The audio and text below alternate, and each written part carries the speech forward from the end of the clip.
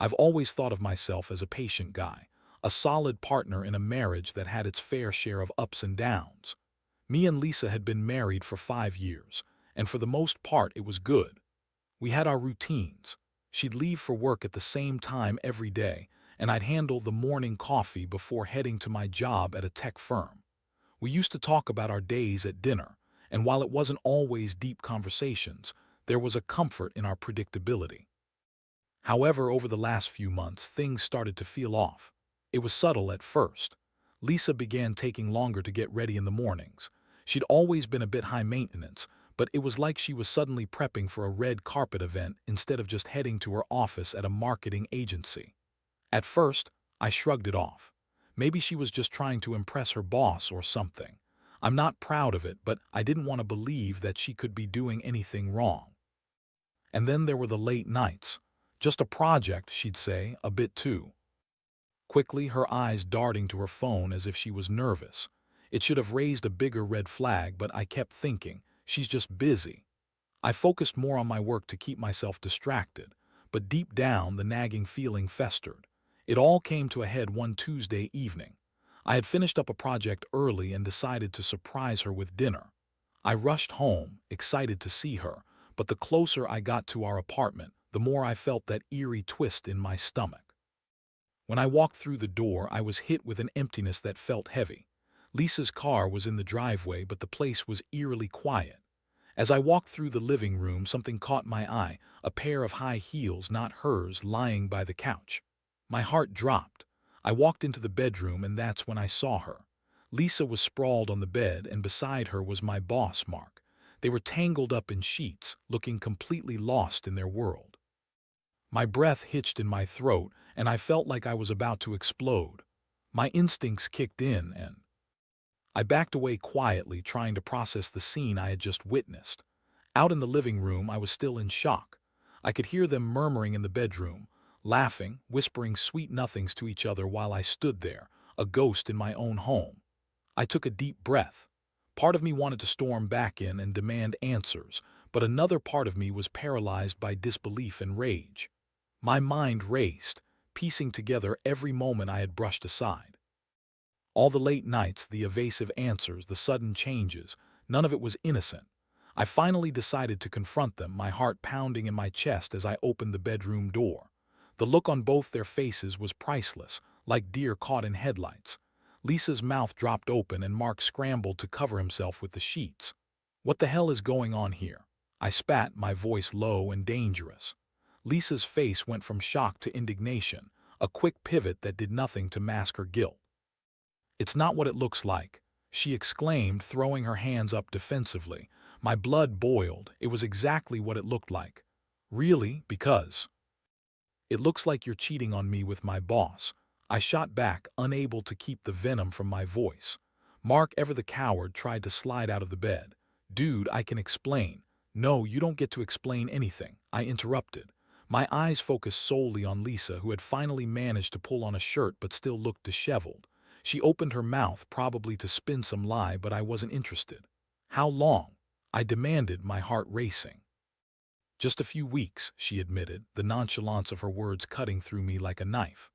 "I didn't mean for it to happen, it just did." The betrayal washed over me like a flood, and I felt like I was drowning. I had trusted her. I had believed in us.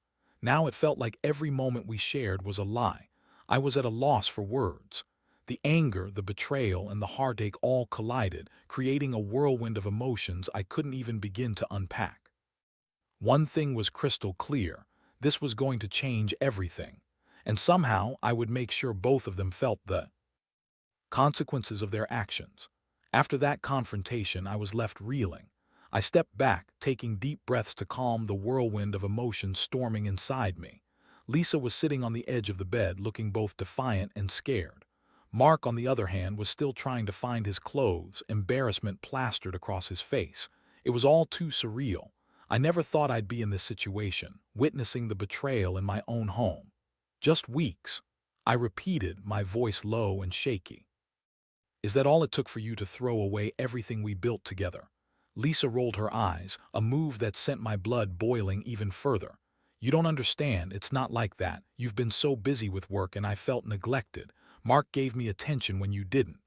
I couldn't believe what I was hearing. So this is my fault. I worked hard to provide for us, Lisa. I thought we were partners. You went to my boss for attention. That's low, even for you. At that moment, I felt a mixture of anger and sadness. The love I had for her was still there, but it was tainted with betrayal. I wanted to scream, but the only sound that came out was a pained sigh. I can't do this right now. I turned to leave the room, needing to get away from the scene of my life crumbling around me. I walked out, my mind racing. Mark was still in the room, and I could hear him trying to calm Lisa, trying to smooth things over. I didn't want to hear any more excuses or apologies. I was done. I drove around aimlessly for what felt like hours, trying to process everything. My phone buzzed with messages, mostly from Lisa, frantic and desperate. I ignored them all. I couldn't face her yet. I needed space to think, to figure out my next move. But deep down, I knew I wouldn't be able to let this go. Returning home later that night, I found Lisa sitting on the couch, her eyes puffy and red from crying.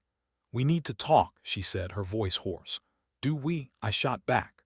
"What more is there to say? You've already made your choice. Please just listen to me," she pleaded.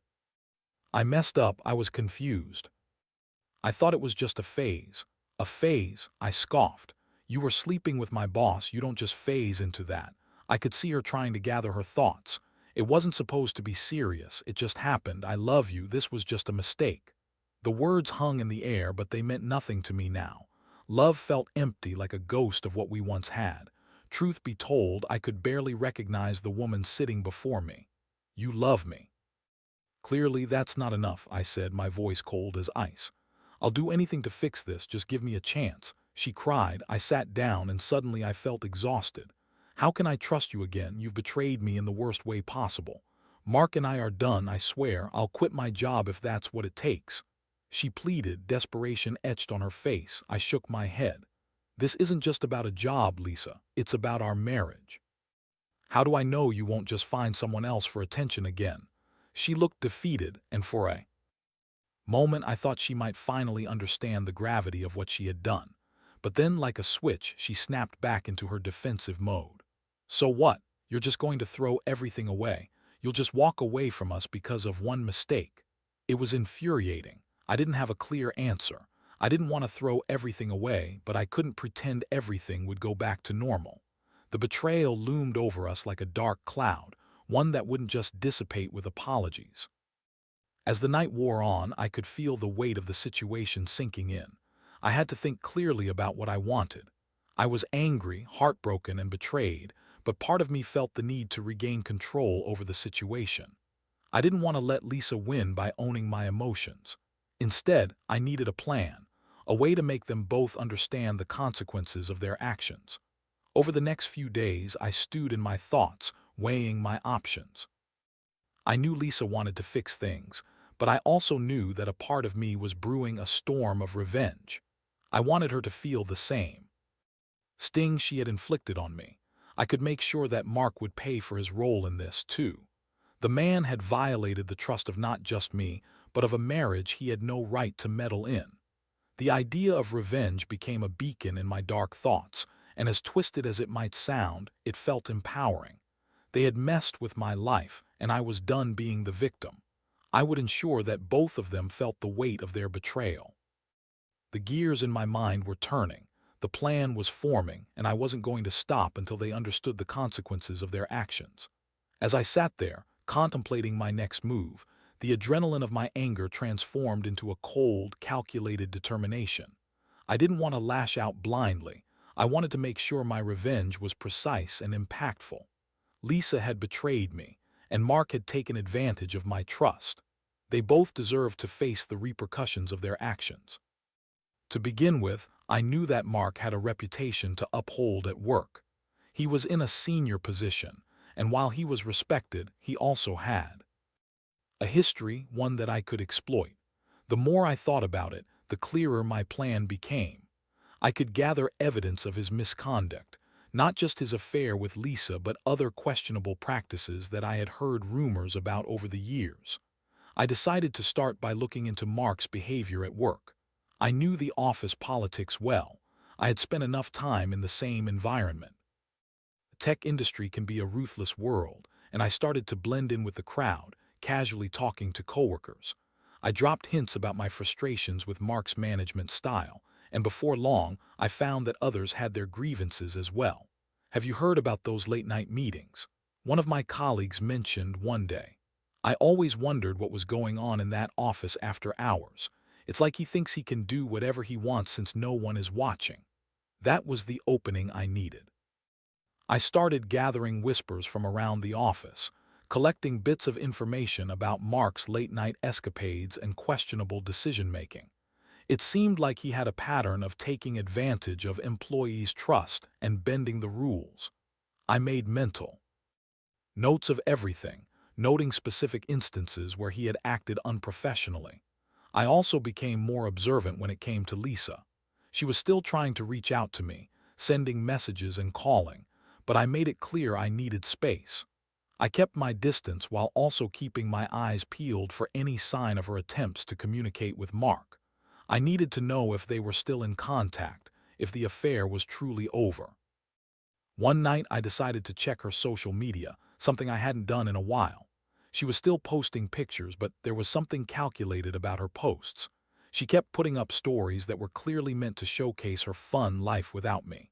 It felt like an attempt to provoke me to show off how unbothered she was. I could feel the anger rising again, but this time it was different. It fueled my determination. The next day, I put my plan into motion. I started drafting an anonymous email to HR. It was a calculated risk, but I was willing to take it. In the email, I detailed Mark's unprofessional behavior, citing specific instances of inappropriate comments he made to employees and the late-night meetings that had raised eyebrows. I pointed out the rumors surrounding him and his connection with Lisa, stating that it was unethical for a superior to engage in such relationships without full disclosure of potential conflicts of interest. I had to remain anonymous.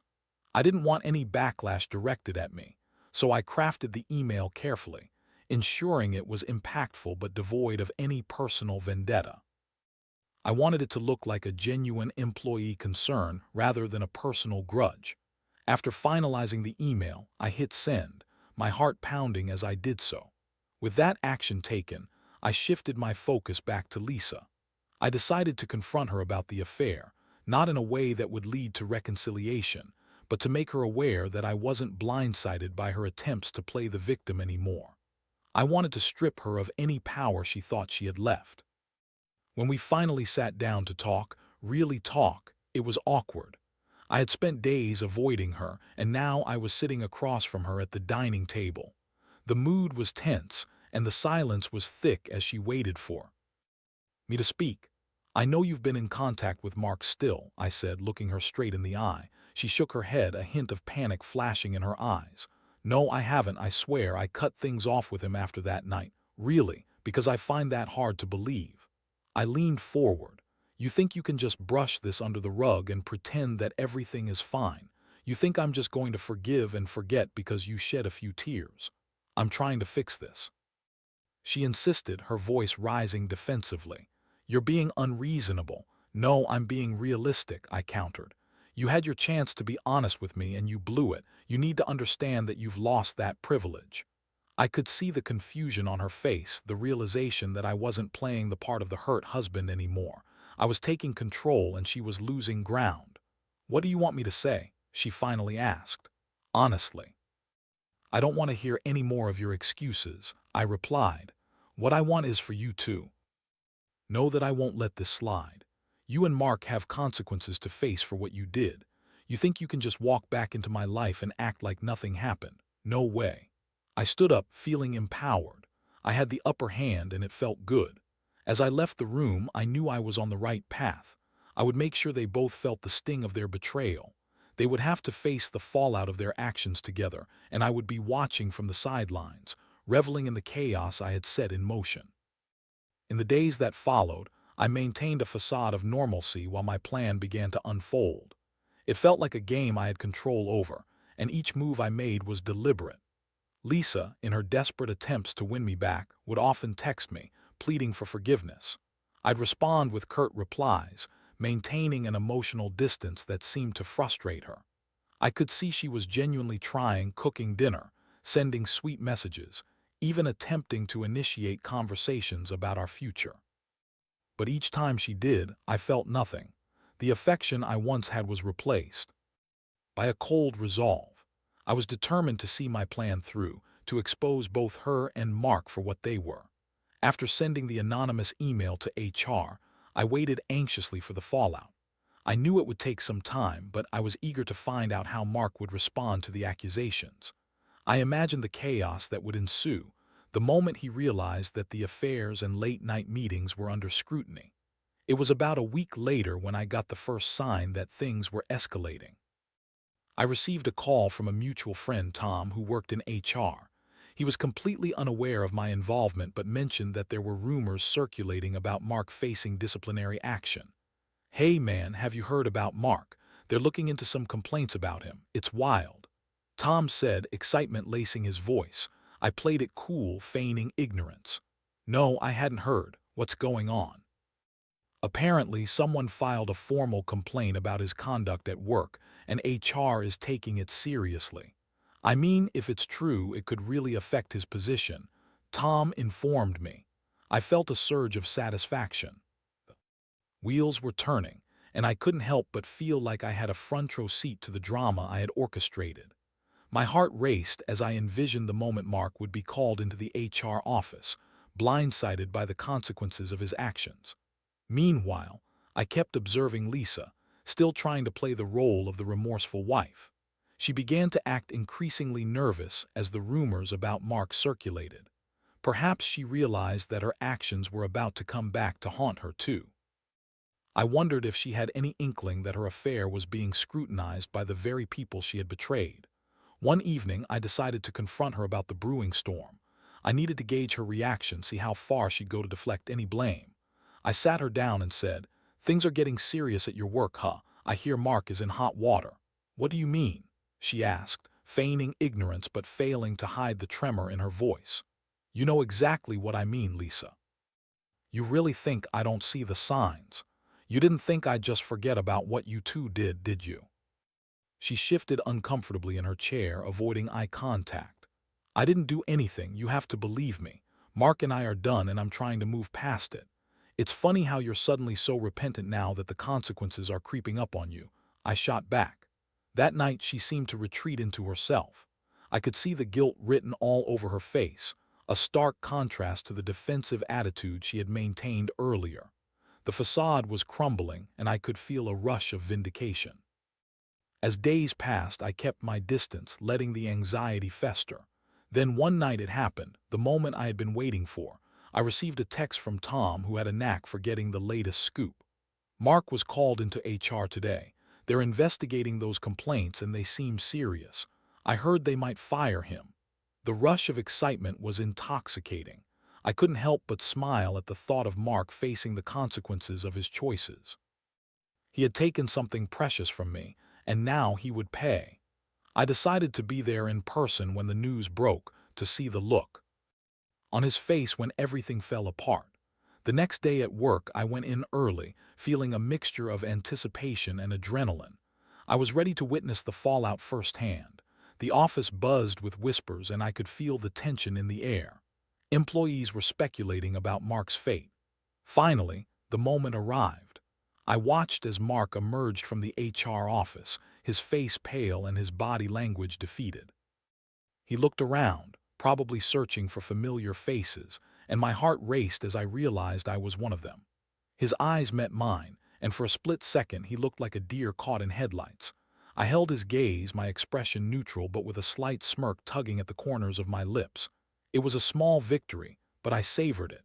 The buzz in the office grew louder as others began to catch on that something big had just happened. Mark's fate was sealed, and I could sense the impending chaos. I had no intention of letting Lisa off the hook either. That evening, I decided to confront her once again, wanting to watch her squirm now that everything was unraveling. I returned home, and she was already there, her eyes darting nervously around the room. "Did you hear about Mark?" I asked, keeping my tone casual. "What do you mean?" she said, her voice shaky. He was fired today. They're not putting up with his behavior anymore. Her face paled and I could see the panic rising within her. Wait, are you serious? How do you know? Let's just say I have my sources, I replied, enjoying the moment. How do you feel about that? She looked completely lost. I can't believe this is happening. I didn't think it would come to this. I thought we could keep it a secret. I leaned in closer, letting the tension linger. There's no secret anymore, Lisa. You chose to betray me and now you're facing the consequences. Welcome to the fallout of your decisions. The realization hit her like a ton of bricks, and the gravity of the situation finally sank in. I could see the regret in her eyes, but it was too little, too late. I had no sympathy left for her. As she sat there, overwhelmed by the chaos she had helped create, I felt a strange sense of closure. I hadn't just set a plan into motion. I had taken back my power. The drama was just beginning, and I was ready to see how deep the rabbit hole would go. The days following Mark's termination were tumultuous, both in the office and at home. News of his firing quickly spread like wildfire, and the ripple effects were felt throughout the company. Employees started whispering about the scandal, speculating on the details of his dismissal. I could see the storm brewing, but I was no longer just an observer. I was an active player in this game. Lisa, on the other hand, seemed increasingly anxious. She was no longer the confident woman who had brushed off the fallout of her affair. Now she was a frayed nerve, constantly checking her phone for updates. I noticed her pacing around the living room, her eyes darting to me as if she was waiting for me to react. Are you going to talk to me about this? She finally asked one evening, her voice trembling slightly. You've been so quiet since everything happened. What is there to talk about? I replied coolly. You made your choices and now you're living with them. She opened her mouth to argue but then seemed to reconsider. I know I messed up. I never wanted it to come to this. I thought I could keep my job and manage everything. I didn't think you would, she trailed off, unable to finish her thought, probably realizing that no excuse could justify her actions. Did you think I would just forgive and forget? I snapped, my frustration boiling over. You think I'd just let it slide because you're feeling guilty now? Mark was my boss. He not only betrayed me but also put my career at risk. You don't seem to grasp the seriousness of what you've done. The tension in the room thickened and I could see her trying to process everything. I know it's bad, but maybe we can work through this, she asked, her voice barely above a whisper. I'll do anything to fix things between us. Fix things? I chuckled bitterly. You think I want to fix this? You're delusional if you think I'll just pretend like nothing happened. I can't look at you the same way anymore. Her face fell and I could see her fighting back tears. But I love you. I want to make it work. Your love means nothing to me right now, Lisa, I replied, feeling a sense of detachment that was almost liberating. You had your chance and you blew it. There's no going back. I decided it was time to put the final pieces of my plan into action. I wanted her to feel the full weight of her choices, and I figured it was time to reveal my hand. The next day at work, I made my rounds, subtly dropping hints to coworkers about the affair. I wanted them to know just how deep the betrayal went. I had been careful not to mention names, but I was confident that the whispers would soon lead back to Lisa. By the time I returned home, I could sense the tension simmering beneath the surface. Lisa was sitting on the couch, her phone in hand as she scrolled through social media. I noticed she was looking at posts from coworkers, her expression darkening with each scroll. Looks like the news is spreading, I said, leaning against the doorframe. Can't say I'm surprised. What did you say to them? She shot back defensively, her eyes narrowing. Did you tell them about us? I didn't have to say much, I replied. People talk and the truth has a way of surfacing. You opened the floodgates, Lisa. All I did was give it a little nudge. Her face drained of color and I could see the panic rising within her. You're unbelievable. You're going to ruin my life just to prove a point. Do you really think that will fix anything between us? Don't turn this around on me, I said sharply. You did this to yourself. You thought you could play with fire and not get burned. Now you're facing the consequences of your own actions. She looked like she was about to cry. I'm sorry, I never meant to hurt you. I was just weak.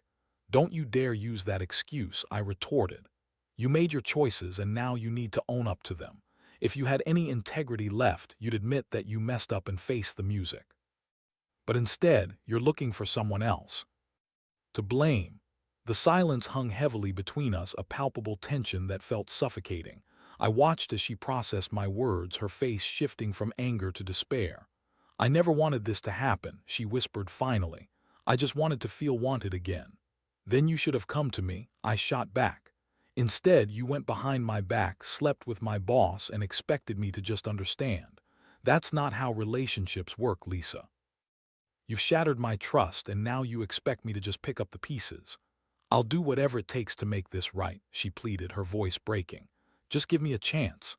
"Honestly, I don't think you can," I replied, my voice cold. "You've shown me who you are, and I can't unsee that. The woman I loved is gone." That night, I went to bed feeling a mixture of satisfaction and sorrow. I had taken control of my narrative, but the emotional toll was still heavy. I had reduced Lisa to a state of desperation, but I couldn't allow myself to feel pity. She had made her bed, and now she had to lie in it. As the weeks passed, the office buzzed with the aftermath of Mark's firing. Lisa became a target for gossip as people began to connect the dots. I noticed her becoming increasingly withdrawn, often avoiding social situations and looking over her shoulder as if she was constantly expecting the fallout. But I also felt a sense of empowerment. I had shifted the narrative. I was no longer the victim. I was in charge, and I intended to keep it that way. There was still one final piece left to play in my plan, and I was ready to pull it. I had done my homework, and now it was time to confront Lisa one last time. I wanted her to face the full reality of her actions, to truly feel the weight of what she had done. I was ready to take the final step in reclaiming my life and my power. The day I decided to confront Lisa for the final time, I felt a mixture of anticipation and dread. I had spent weeks watching her unravel, and now it was time to lay everything on the table. I wanted her to understand that the consequences of her actions were not just limited to her relationship with Mark. They affected every aspect of her life, including her relationship with me. I returned home that evening, my heart racing with a sense of purpose. Lisa was sitting at the kitchen table, staring blankly at her phone. The emptiness in her eyes struck me as I approached her. This was the moment I had been preparing for, and I knew it would be difficult, but it needed to be done. "Lisa," I said, my voice steady, "we need to talk." She looked up, her expression shifting from weary resignation to uneasiness. "About what?" "About us.